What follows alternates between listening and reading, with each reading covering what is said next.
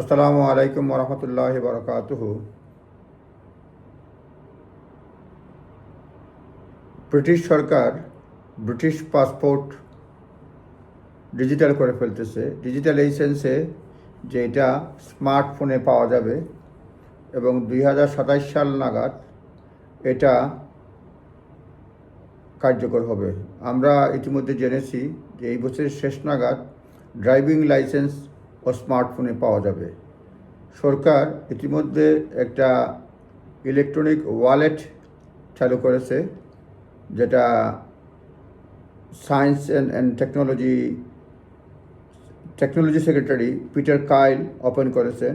যে wallet and new government app, এটা একটা গভর্নমেন্ট অ্যাপ এবং এর মাধ্যমে আপনার সরকারি, বিশেষ করে প্রাথমিকভাবে আপনার ড্রাইভিং লাইসেন্স, তারপরে ব্রিটিশ পাসপোর্ট, তারপরে পর্যায়ক্রমে birth certificate, marriage certificate, National Insurance number, DBS check সবগুলি রাখা হবে। এবং এটা একটা আন্তর্জাতিক মানে ডিজিটাল পাসপোর্ট যেটা রাখা হবে সেটা বলছে এটা পার্ট অফ আন্তর্জাতিক এগ্রিমেন্ট। এবং নিউ গভর্নমেন্ট ওয়ালেট, এটা যে digital passport is part of a new government wallet that will contain N E driving licence. এটা ই ড্রাইভিং লাইসেন্সের অংশ, যেটা এই বছরের শেষের দিকে চালু হবে। ইনিশিয়ালি এটা ইউজ করা হবে proof of identity in UK, but could eventually be used by travelers subject to international agreement.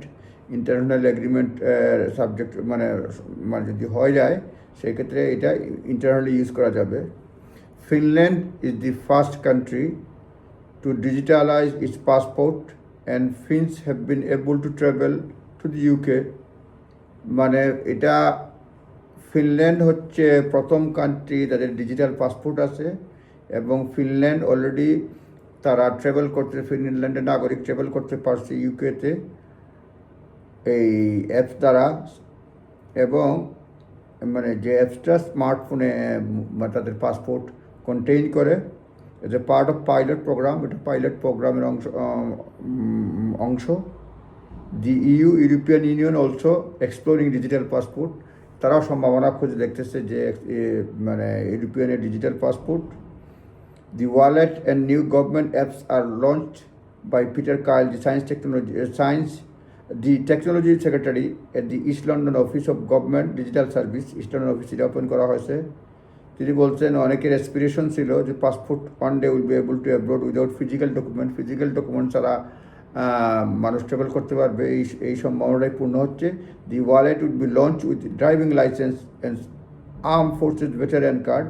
এই ওয়ালেটটা চালু করা হবে, মানে চালু করা হবে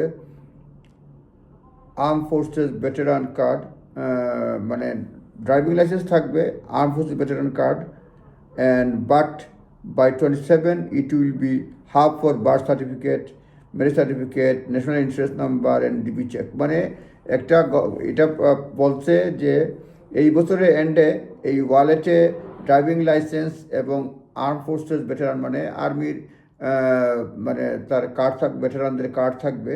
আর 2027 নাগাদ birth certificate, marriage certificate, insurance number, DBS check, passport সব কিছুই থাকবে। আর যেটা বলছিলাম এই যেটা হচ্ছে যে ওয়ালেট যেটা, এটা অলরেডি ওপেন হয়ে গেছে।